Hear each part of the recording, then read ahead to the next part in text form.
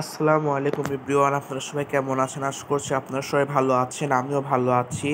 আমার চ্যানেলে আপনাদের সবাইকে স্বাগতম। তো আজকে আপনাদের সঙ্গে একটা নিরামিষ রেসিপি শেয়ার করব। তো চলুন শুরু করা যাক। আমি নিরামিষ রান্না করার জন্য এখানে 5 ধরনের সবজি নিয়ে নিয়েছি: লাউ, আলু, পটল, ঝিঙা, মিষ্টি কুমড়া।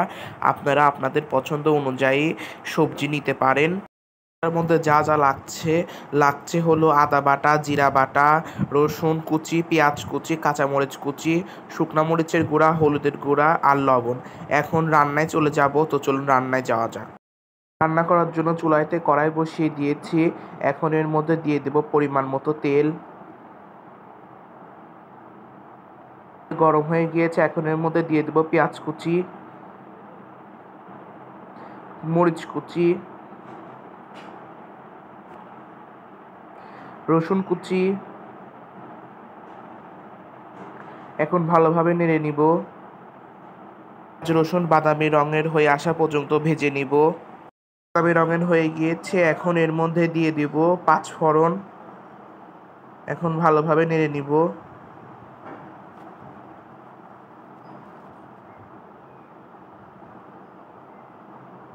এখন দিয়ে দিব অল্প পরিমাণে পানি।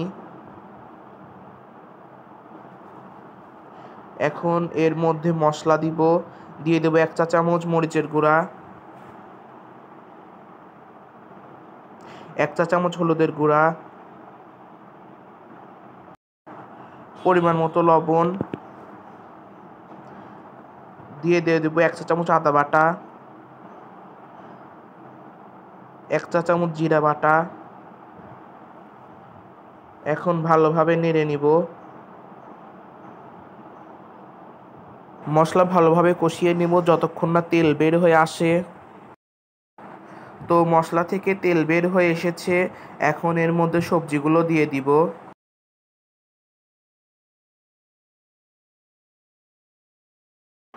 এখন ভালোভাবে নেড়ে নিব। সবজিগুলো ভালোভাবে মশলার সাথে কষিয়ে নিব। তো সবজিগুলো কষানো হয়ে গিয়েছে, দেখুন সবজি থেকে অনেক পানি বের হয়েছে। এখন এর মধ্যে কুমড়া বড়ি দিয়ে দিব।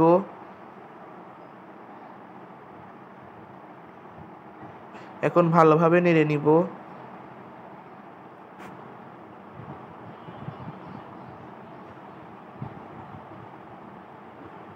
এখন এর মধ্যে পরিমাণ মতো পানি দিয়ে দিব। ভালোভাবে নেড়ে নিব।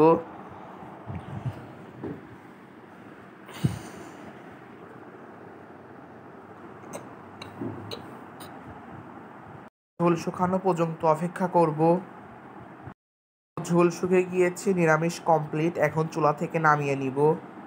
তো নিরামিষ রেসিপিটা আপনাদের সবার কেমন লাগলো অবশ্যই বলবেন।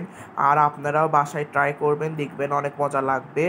আর আমার ভিডিওটি ভালো লাগলে লাইক করবেন। আর আমার চ্যানেলে নতুন হয়ে থাকলে চ্যানেলটি সাবস্ক্রাইব করবেন। আর অন্য কোনো রেসিপি পেতে কমেন্ট বক্সে জানাবেন। আজকে এই পর্যন্তই। আল্লাহ হাফেজ।